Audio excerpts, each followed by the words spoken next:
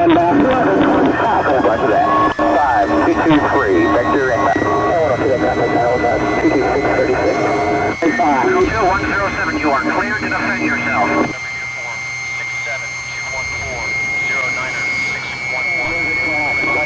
reset camp 5. 106, 110, reset camp 5. Everybody out of burners. Please, 5 miles. Let's push it up.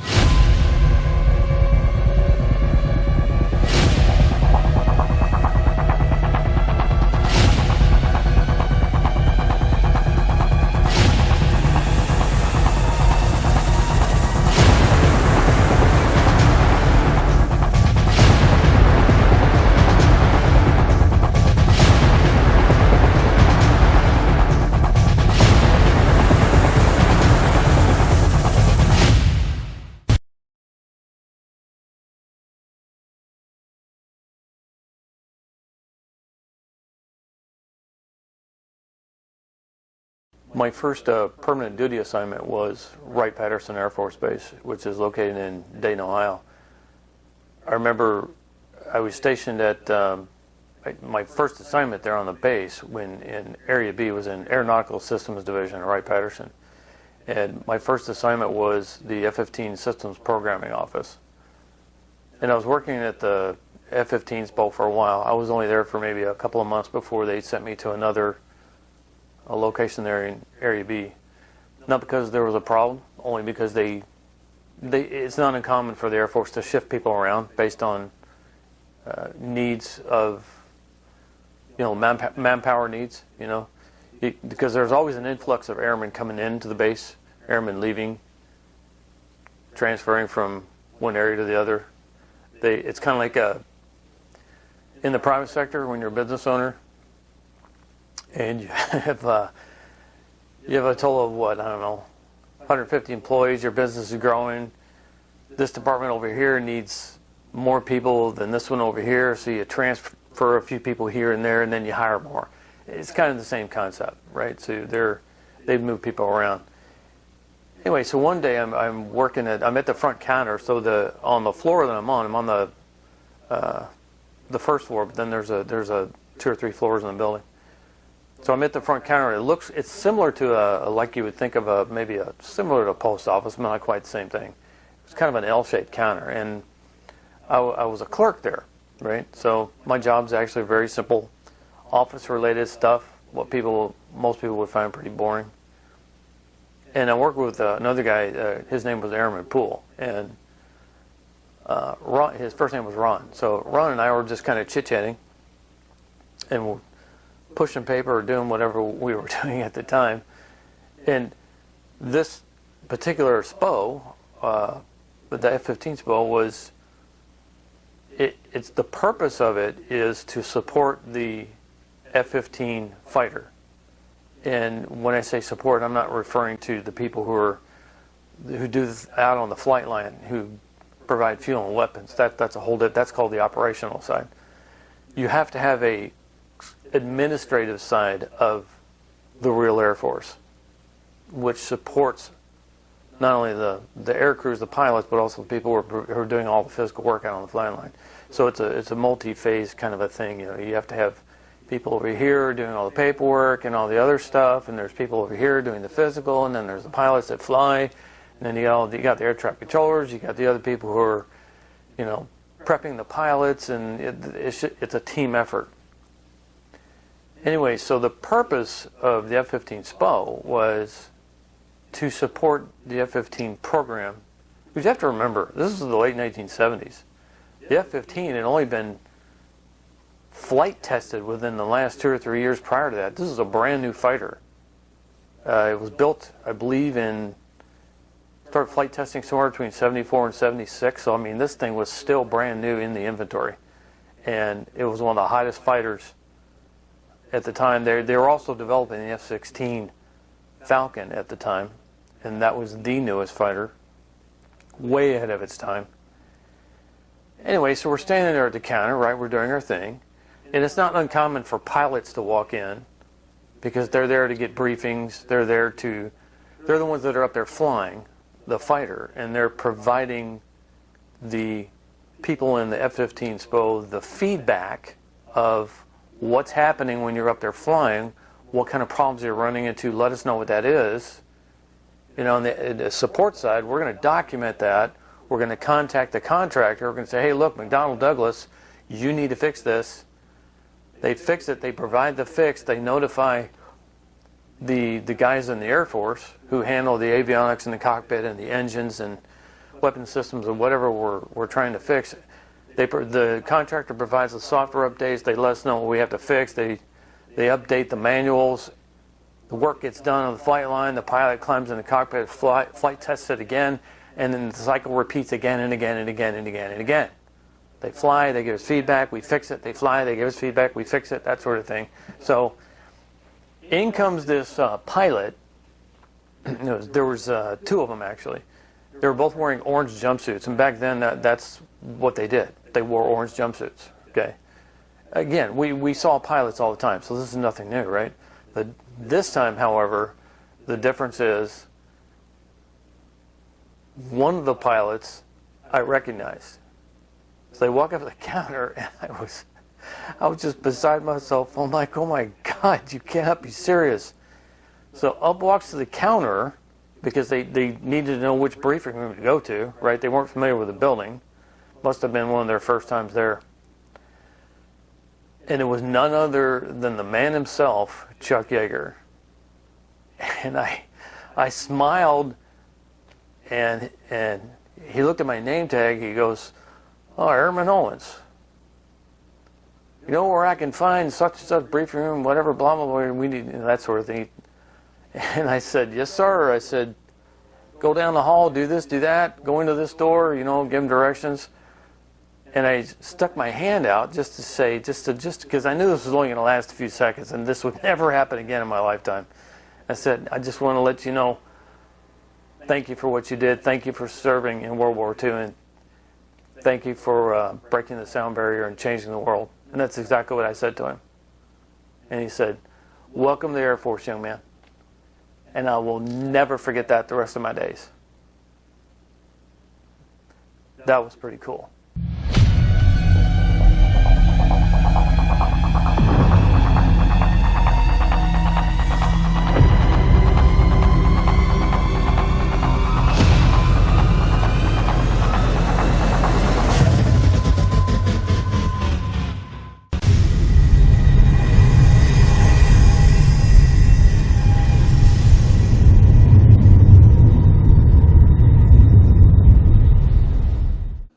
Patterson Air Force Base is rich in its history, not only for aviation research and development, testing and evaluation, but also it's well known for its Hangar 18 mysteries. Now, there really is a Hangar 18 at Wright-Patterson.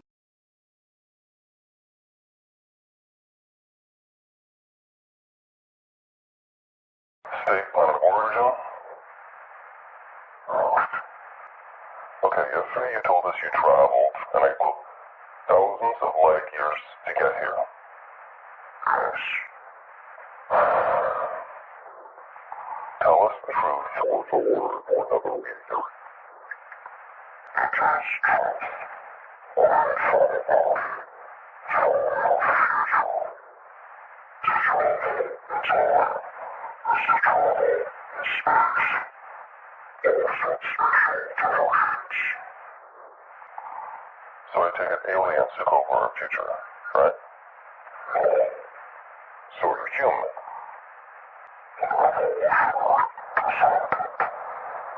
Okay, so you evolved from us. Yes. So what are you doing here now? Observe. it's not a physical standing structure anymore. It was there a long time ago. Now here's how I know that.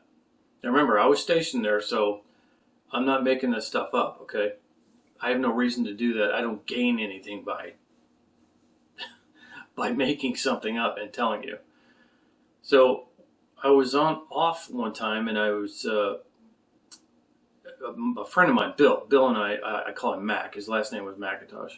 Mac and I went to the Air Force Museum that day. We also went to one of the hangars that is shown in one of those other photos that's on this presentation, the Part 2 presentation. If you remember seeing the photo, I think it's already been on the presentation. It's the one that shows the hangars, and then in the backdrop it looks like there's a bunch of roads and a hill with what looks like a short runway. Anyway, that's the in the background. Now, not the hangars in the foreground. That's the museum. But in the background, if you look in that photo, there's other hangars back there.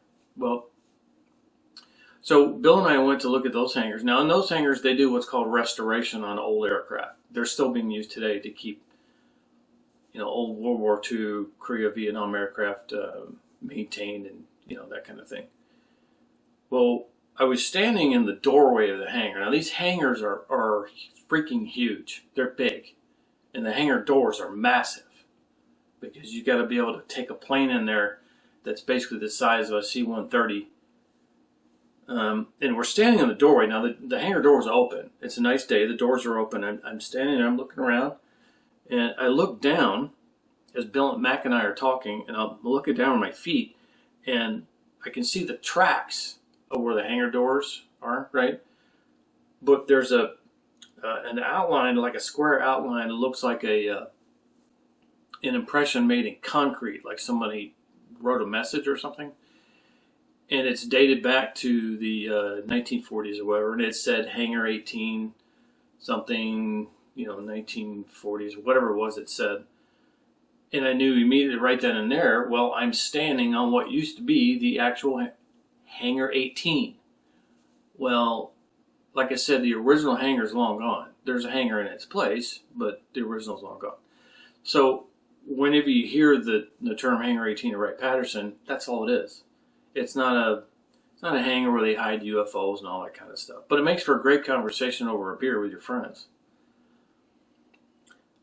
Now, Wright-Patterson is also known for things that are not science fiction.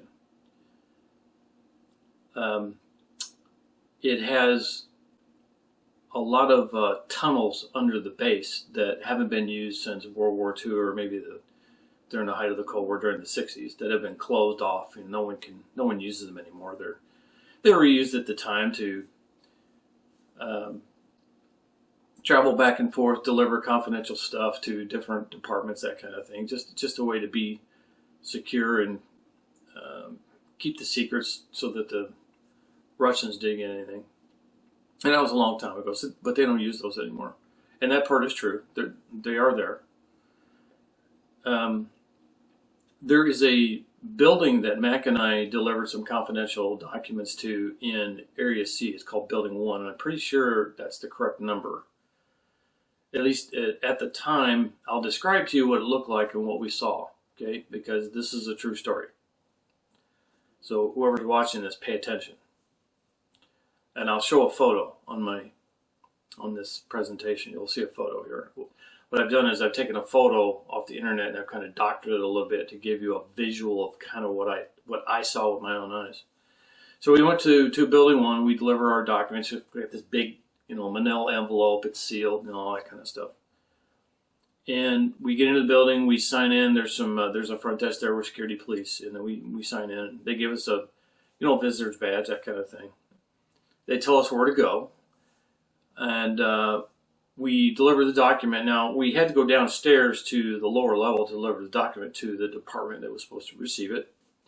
When we were done, on the way out, we actually came in one side of the building, but our car was parked around the other side, so we went kind of coming in the door, going down, and then up and out on the other side. So we're walking through this lower section, and we're walking toward the other door, And we look off to our left, and again, this is a true story. I'm not making this up. I saw this with my own eyes. There was a security police listed guy standing in front of a dark hallway holding an M16, what we would call today an AR-15. And the hallway was completely dark. The only lights I could see were maybe up about midway, and they were spaced so many feet apart. And as I recall, the lights were green, I believe. And that was it. And we stopped and we looked at this guy and we looked at the hallway and we looked at each other and we thought, why is there a security police guy guarding a dark hallway? It's not because you're guarding documents, because if you're guarding, you don't need to guard documents. Documents can go in safes, they can go in, there's all kinds of ways to protect documents. That's not the reason why. Why would you do that? If it just didn't make any sense. So we were dumbfounded. We couldn't even believe what we were seeing. Needless to say, we didn't talk to the guy because we didn't want to get in trouble. We didn't want to kill our career by sticking our nose in where it didn't belong. But it made for great conversation. Now, we did not say anything to our supervisors when we got back to our office there in Area B. Again, we don't want to get in trouble. So we kept it to ourselves. So now where we were living in off base, in base housing, what we would often do at Wright-Patterson in base housing is in the evenings, especially on weekends, but in the evenings and weekends, when the weather was good, we would all sit out in the back, what you would call a backyard. It was a big L-shaped building. They were kind of sort of attached. They were like L-shaped in one direction and then the other. And then there's like a back court area. It's like open. There's some grass, swing sets, that kind of thing that everybody shares. We would all sit outside often, and with our grills, and we would grill out, burgers and drink beer and have great conversation. I really missed those days. They were really fun. Well, Bill and I were super curious, and we wanted to learn stuff, but we didn't want to cause it to kill our career, so we were very careful about it. So we went to Wright State University, which is right outside Wright-Patterson Air Force Base, not very far from it. It's right down the Colonel Glenn Highway, as I recall. And we went to Wright State University, and this is back in the, you got to remember, this is a long time ago, okay? You probably couldn't do this today at a university, especially not with all the nonsense going on. But back in the day, we drove there, parked the car, went into the library that was on at the university there. We went up to the second floor, and we went to the card catalog section. Now, the card catalog section was similar to a card catalog in a public library. Now, the difference being there's a portion of those card catalog that would help you locate something, and in looking at that would help you locate other information. Long story short, there were in that second floor, the area where we were at, there were some tables and chairs, but there was this big cadenza-like thing with wide drawers that would open up, and they had maps inside of them. So we wanted to check the geodetic survey maps of the area just outside of kind of the area. It's kind of like Area B area, but a little bit outside of it, meaning it was the area off the base. So we checked the geodetic survey maps. We found an area that where something had been built, which is not uncommon. Humans have been building things for thousands of years. But here's the thing. Mac and I were delivering something from one point of the base to the other one day, and we were in our car. We drove down this road, I don't remember the name of the road, and we slowed down because we looked off to our right, and what we saw was what appeared to be an old road going through the woods, and you could see what appeared to be like what used to be tracks from tires, a little bit of grass in the middle, but there was it would appear to be like a chain of fence, like a chain, and then two little poles where the chains are connected, and there were some rocks piled up underneath, but there was no sign. There was no sign there, right? So we stopped our car. We got out and looked, and we thought, well, that's odd. Why would somebody block an entrance to a road that goes into the woods and there's no sign? What's the point? So we looked off to our right. Now, off in the distance, there was a hill. It had some antennas, some radio antennas. And we figured, okay, well, maybe that's like I don't know, a communication site or something. Maybe they used to use this and they don't use it anymore. That would make sense. Well, that's what spurred us to want to go to the university. That's why we went there. That's why we looked at the maps. So we're looking at these maps, and we checked the area where that hill was that we saw, and sure enough, in the 1950s, that hill wasn't there. That was man-made. That was built. We thought, okay, but it could still be just a freaking radio, whatever. But the point of all this, of course, is not to try and make sense of anything necessarily. It's just to let you know there are a lot of things that I never know about, and that's okay. There's a lot of things that most people don't know about that go on there, and that's probably a good thing anyway, that go on there at that base. Here's one last point I want to make before I move on to the next segment. Anybody out there who thinks that they have a right to know every little secret that the United States is involved in, you need to keep this in mind. Be thankful we're the ones with the technology and not our enemy. Be thankful we're the ones that are messing around with advanced technology and not them. We might have our own faults. We're not perfect any more than anybody else. We've made mistakes as a country just like every other country in human history. But we're not crazy and insane like a lot of them are. Be thankful we're the ones with the technology. And because they don't want you to know is a good thing. That means, heaven forbid, if they ever needed to use it to keep America safe, they would.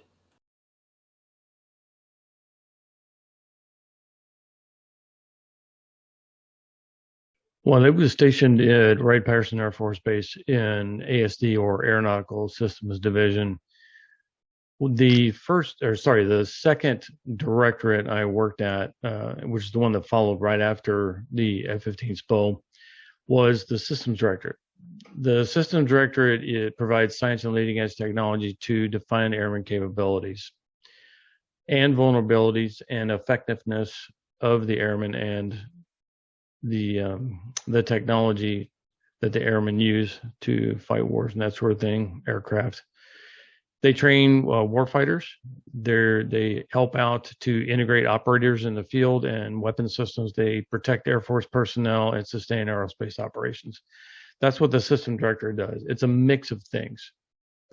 The system directorate is the one I was working at when I was offered the opportunity to work at the C-17 source selection, and which is request for proposal, long before it ever flew. And of course, the Air Force Security Forces as well, along with the AIM-9 missile system. So it was a place where it supported a lot of other things. Think of it as a central hub of a wheel. So the system directorate supported all the other directorates in ASD.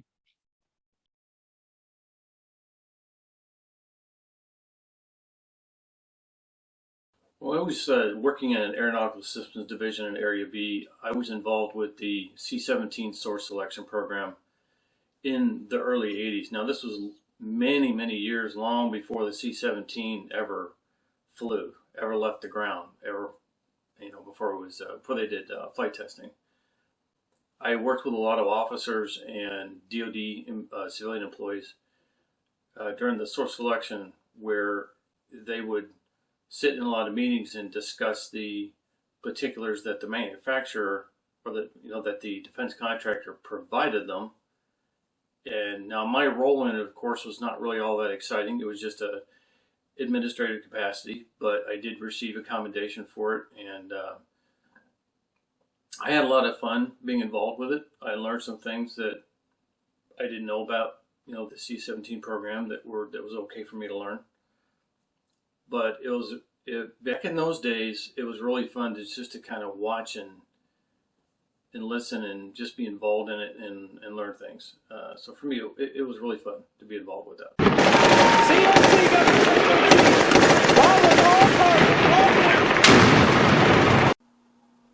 As a young airman stationed at Wright-Patterson Air Force Base, I was given a unique opportunity to serve in the Air Force Security Forces. My supervisor at the time had called me into his office, and he was telling me about a program that was available where the security forces on the base where I was serving were running a special program for those who were interested, who had a clean record, were in good standing. Basically, were nines across the board on the Airman Performance Review reports, meaning that you've never done anything wrong, you stay out of trouble, you're a squared away airman, you go above and beyond, that kind of thing. They only want the best. So I took the opportunity to serve into the Air Force Security Forces, and it was a fantastic experience. I'm really glad I did that. Now, it was a unique experience. Now, the training that I received was the same as what the security forces who do it full-time also receive. Now, the difference being that my service with the security forces was not permanent full-time for the rest of my career. It was for a specified length of time.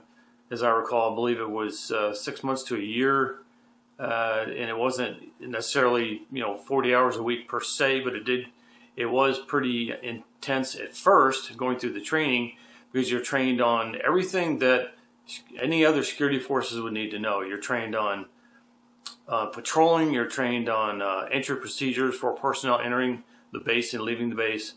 You're trained on weapons, you're trained on radios, you're trained on arresting techniques, cuffing someone, writing tickets, the same stuff that security forces go through, which included shooting at the range and that sort of thing. So I did serve on the Air Force Security Forces, and the one thing I want to say about the Air Force Security Forces is it very different from the Marines and the Army? Of course it is. We're not the Marines and the Army. We're not supposed to be like them. However, for those of you out there who may not know this, there is a unit called the Air Force Special Warfare Unit, and their training is very much like the Navy SEALs, and they are total badasses. So there is a unit that specializes in Spec Ops, Black Ops, that kind of thing. What I was involved in was more of the norm, if you want to call it that, the security forces. So I basically, a day in the life when I was serving in the security forces involved allowing people to either enter or not enter the base, checking their IDs, checking their cars, checking to make sure they have stickers on their cars, they were NCO or officer or DOD personnel, making sure that whoever's trying to get on the base who isn't supposed to be doesn't get on the base, right? It also involved working different shifts during the day. At night, also was required to be trained on providing security for the Air Force flight line. Now, there is a group of the Air Force Security Forces that specializes in flight line security. In flight line security, they are tasked with making sure that not only the entry points along the flight line are covered for those who are entering and exiting the entry points on flight lines, who are supposed to be there with their badges.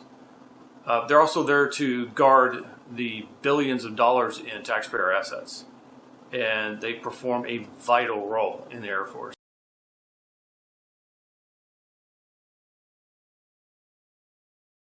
One of the other things that I was also considered for while working at Wright-Patterson during my tenure there was the AIM-9 Sidewinder program. My supervisor talked with me about another opportunity. Say, hey, look, the A9 Sidewinder program is looking for additional help.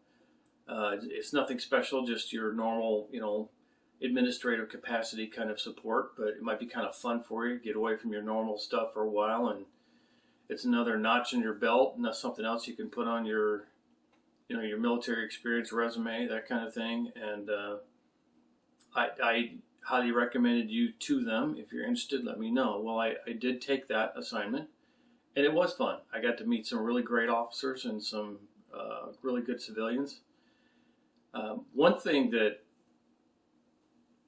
some of you out there watching this might find interesting. Now, my grandkids probably won't care about this or even understand it, but the older folks might find it interesting, might get a kick out of it. When I was working the A9 Sidewinder program, back then, this was what people today would call ancient computing technology. They had a device called a mag card reader. Now, a mag card reader is a machine about the size of a copying machine. It's pretty big. And what it does is it processes data. It's essentially a computer, right? But here's the real kicker. Here's the fun part, right? They have cards that are about this long, let's say maybe, I don't know, maybe 6 inches long or something, maybe that wide, kind of like that. And they have holes punched in them. And you take a stack of these and you sit them on the machine and you press some buttons and it feeds them in one at a time, and it's reading the holes that are punched in the cards. That's called a card punch reader. And those holes mean something to the machine. So it gets translated in the machine, and the machine says, oh, this is database information for A9 Sidewinder, blah, blah, blah, blah, blah. So to a human being, they mean nothing. They're just cards with holes in them. But to the machine, it does mean something. That's ancient technology. That's what they were using at the time. Now, today, we would use something called SQL or Oracle database software. Back then, that was how you did it. And that data got input into a larger computer or a mainframe computer back in the day. Like I said, it was just administrative capacity. I didn't do anything special there, but it was another notch in my belt with my military career, and it was a lot of fun. Got a break from my normal stuff.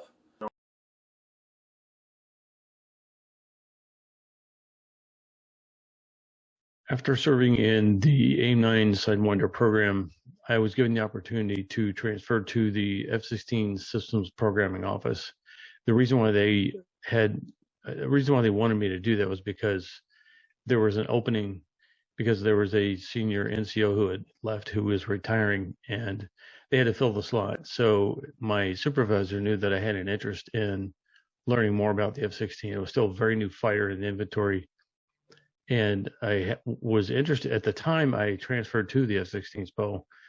I showed an interest in wanting to possibly retest on the ASVAB and then cross-train into another on the operational side of the Air Force. So it was a good fit for me to go and do that. Now, the F-16 SPO operates very similar to the F-15 Systems Programming Office. They support the entire F-16 program, very similar to the other one that I had talked about earlier on. My tenure there at the F-16 Systems Programming Office wasn't long per se. I'd say maybe a year, give or take.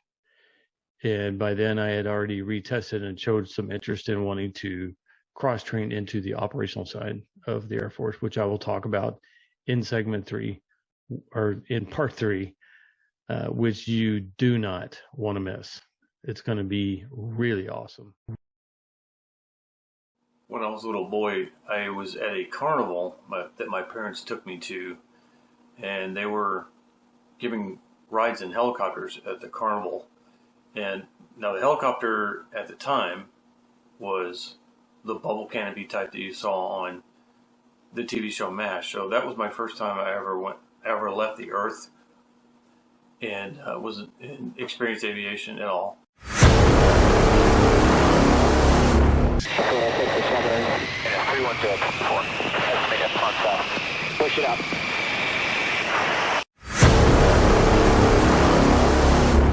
years later, when I was a teenager, there was a friend of the family who worked for a newspaper, and he was an aerial photographer for a newspaper, and he took me and my family up flying. It was my first time in a fixed-wing, single-engine aircraft, and that was quite exciting for me.